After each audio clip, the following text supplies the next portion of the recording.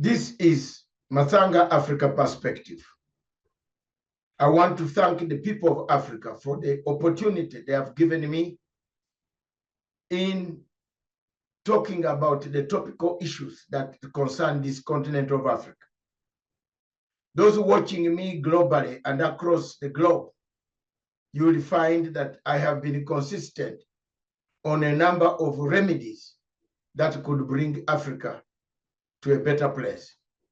I've always said all our problems, most of them come from within ourselves, and some are sponsored by external agencies that have funded our opponents, that have funded governments, that have funded opposition, both ways. Most of these agencies want Africa divided, confused, dismembered, as they plan to take away the mineral resources. The question of Libya, what is me as an African? The question of Democratic Republic of Congo, what is me as an African? Can we achieve a redemption strategy in Congo? Can we achieve a redemption strategy in Libya? Libya fell to the dogs and it collapsed. It went to the dogs. We watched while France went to the United Nations Security Council picking a resolution 1973 to dismember it. We've lost Libya. We've lost now Congo. We have a perennial war in Somalia. We have a perennial war that has never ended since Emperor Haile Selassie left. Wars keep on coming in Ethiopia. We have a war currently taking shape in Sudan. We have a war in Central African Republic. These are active spots of conflicts in our continent. What can we do? What do we need as Africans? There are wars that are not seen, but emerging. There are silent wars that are taking shape as a result of our bad elections that are conducted, that used by the presidential systems, that produce enemies instead of producing Africans. We have this problem, and we must talk about it. I don't care about which country you come from, whatever you want to say, I will talk about it. And I'm going to talk about the subject that I know very well. What can we do as Africans to make sure that we live together? We have a country not separated, not killing each other, not burning down the entire city, the entire country, bringing a war in order to lead people. It is not the good culture that Socrates, Aristotle, Plato wanted for this thing called democracy. What is it? Is our democracy wrong? Where did we go wrong as Africans? These are some of the things that I want to discuss here openly, boldly, and courageously, without any fear of anybody. If anyone wants to disagree with me, you can bring in your own alternative, but don't point fingers, don't hurt me, because I'm simply telling you that I told you, and I have no regrets of standing to say, I told you several times. Many countries in Africa have said it. Do a redemption strategy. You won't survive without a redemption strategy. You won't survive without healing. Many people have gone to the Facebook, Twitter, social media, and YouTube, everywhere asking me, Dr. Mathanga, what is a redemption strategy? I want to explain here for once, and that will be the end. Those who can pick this video can see and know that Mathanga has been talking about a redemption strategy. A redemption strategy is a strategy that has got 5 components. Component number 1, when we talk about a conflict redemption strategy, where people have been at war, at loggerheads, at not understanding, because of various reasons, you need what we call truth and reconciliation. Truth telling, reconciliation, accountability, restitution, forgiveness, And the number 1, 2, 3, 4, and 5, they lead to healing. If you have those components, you heal. If you resolve those issues, if you talk the truth, if you forgive your enemy, the Gacaca courts in Rwanda, the Truth and the Justice Commission in South Africa, the Truth and the Justice Commission in Colombia, Tamil rebels in Sri Lanka, Irish Republican Army in Britain, where I took part in reconciliation and sitting on table with Dr. Mo Morem, the late minister of Northern Ireland.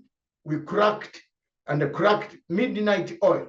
I was an intern doing my master's degree in London Guildhall, and I was able to help to write and understand what exactly is this that has caused the root cause of the conflicts. Most of the root causes of conflicts in Africa emanate from elections, badly organized elections, and bad systems of presidential elections that only produce the winner takes it all, and yet Africa has not reached the stage of the winner takes it all. There are few countries in Africa that have reached that stage, and I will proudly name them here: Liberia, Senegal, Ghana, where I am, the state of Ghana, where there is freedom to change a government without a fight, where is liberty to change a government without a fight. South Africa is the model of a reconciliation, truth-telling, justice, accountability, restitution, reparation, and healing. When Mandela came out of prison, this is the redemption strategy he used. He wanted a rainbow country, a country that does not discriminate the yellow, the purple, the green, the black, or the white. He succeeded in doing so. And there are consequences of a redemption strategy that I will show you in my documentary, the podcast that I am going to give to the world. Let's look at issues on African continent. Why are most countries now having a problem? Most of them that have presidential style of democracy. Zimbabwe, for example. I'll talk of examples that I know, that I have taken part to stop violent regime change. The question of Zimbabwe, for example, where I participated to make sure that we don't allow foreign agencies of George Soros Open Society Foundation and other agencies like Ford Foundation, all NGOs, all Black Empowerment, or whatever, Democracy Center for Democracy, coming in to bring regime change silently. I stopped it. We worked so hard day and night to make sure that we expose these agencies. Why do you make and fund people, fund Africans to discuss democracy? Yet your democracy took 250 years. Yet your democracy in Britain, for example, took 1,000 years for them up to today. It has nurtured, it has evolved, and in involvement, it has created a stable condition that everybody in UK knows he can vote, go home, and sit. In Africa, you vote, you collect stones, come and sit at the polling station because people are dishonest. Moral fabric has fallen apart. Morality in Africa, the corruption in Africa makes people to come back and wait at the polling station that votes will be stolen. Morality in Britain, the highest. Nobody steals one vote. We had elections in 2-3 weeks ago. I have not had a complaint of another prime minister filing an application that his vote was stolen. It's because they have developed a system, a mechanism, institutions that have safeguarded the same type of democracy that they want, to change a government peacefully without the opposition. How many people in opposition in Africa write conceding speeches. None. Most of them don't write, except in Ghana, and then Goodluck Jonathan in Nigeria, and then the other one in Senegal. They wrote, and Tanzania. They write, and South Africa. They write conceding speeches. The rest of our Africa, we don't write conceding speeches. We have to be honest about this. In my country, the opposition has never written a conceding speech since we started multi-party democracy. What's wrong with this type of democracy, which brings people not writing conceding speeches? Both the presidential candidate and the opposition don't write conceding speeches. So you go to an election when all of you want to fight. You go to an election when all of you want a cake is mine, not any other person. You don't fight with a spirit of preserving a nation. And we have had this problem. We must speak about them. We must sit down so that we teach our younger generation that is coming up, that is saying, you are going away, but you are leaving us in a very bad shape because we are not agreeing on anything that we agreeable. We can't agree of simple results. We can't agree of simple things. Ourselves, as mature people, grown-ups, we can't sit down and say, what do we do? Because of the rampant corruption, because of the divisions that are caused by regime change, violent regime change mechanisms that are planted by agencies that have written even in their websites that they overthrow governments. For example, George Soros. I have been fighting George Soros for the last 22 years. I've been on him. I have been seeing what he does against Africa, how he funds regime change in Africa. Let's not beat about the bush and pretend that we're in a better place. I never work for these agencies. Even if you give me free money of $1 million, I'll never work for an NGO of George Soros. I'll never work for Ford Foundation. I'll never work for Center for Democracy in Atlanta. For what? To do what? What democracy will they teach Dr. Masai? Which I know, which I've read. What politics, what theory are they going to teach me? I've read these theories to the last iota on planet Earth. If there is any other one, tell me, I will go for it. But in any form of strategic management, I wouldn't work for all those agencies. And let's be very honest as Africans. Some of us Africans were bringing trouble to our own self-inflicted wounds. We are getting this money. We pick up money from these organizations. There are no organizations that come from America that don't have double-piped strategy. A strategy of the government talks you nicely while NGOs are funding your opponent, or NGOs fund both the government and fund both the opposition. Therefore, Africa finds itself at a crossroads. Congo, for example, has never had peace. How many NGOs work in Congo? Several of them. Some are French NGOs, briefcase NGOs.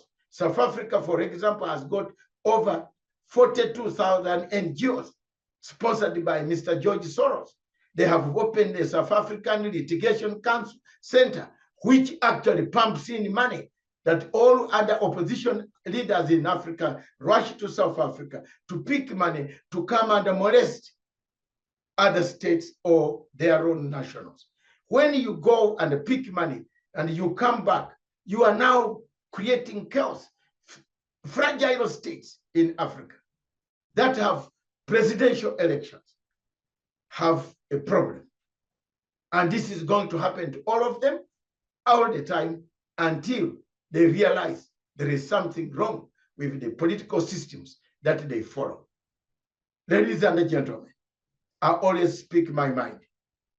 The current trend of African states having cliffhanger politics is worrying me.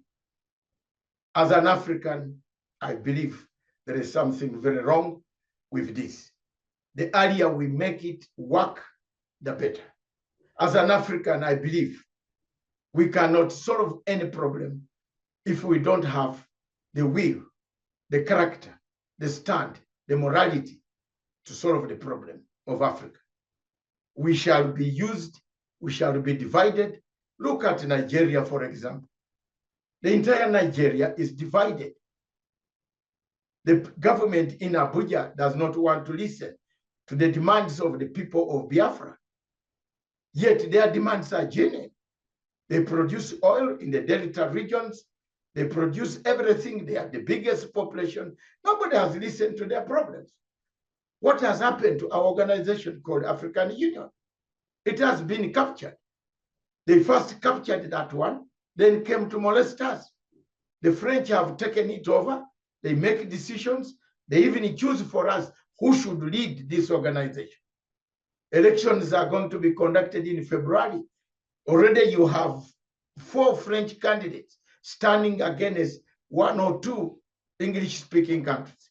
So what is this? What is it meant to bring to us Africans? Division. So why are we divided up to this hour that we create conflicts? 3 things come out. Systems of governance, presidential system in Africa is not fit for us. If you have a presidential system, check yourself. You are not fit. You don't have the money. Presidential system produces money and violence. Those are 2 things that come out of a presidential system in Africa. Apart from Ghana, where there is no violence, people concede because they have seen quite a lot of hardships under dictatorship of militarism. Ghana takes it, keeps quiet. The loser writes a note. Nigeria, only good Jonathan wrote a note. Abubakar has never written has never written a note, has never agreed that elections were free and fair. In Nigeria, Tinubu just had 26 million people. 68 million people disappeared. They never voted. Is that what you call what you want on your system? Why don't you have a number of MPs? Those who have more MPs will form a government. If that is the system of parliamentary system of governance, that has stabilized South Africa. South Africa had elections a few days ago, last month. But South Africa today, or 2 months ago, South Africa today is very clean. People have gone back to work. Broadcasting is taking place. I'm doing interviews with them from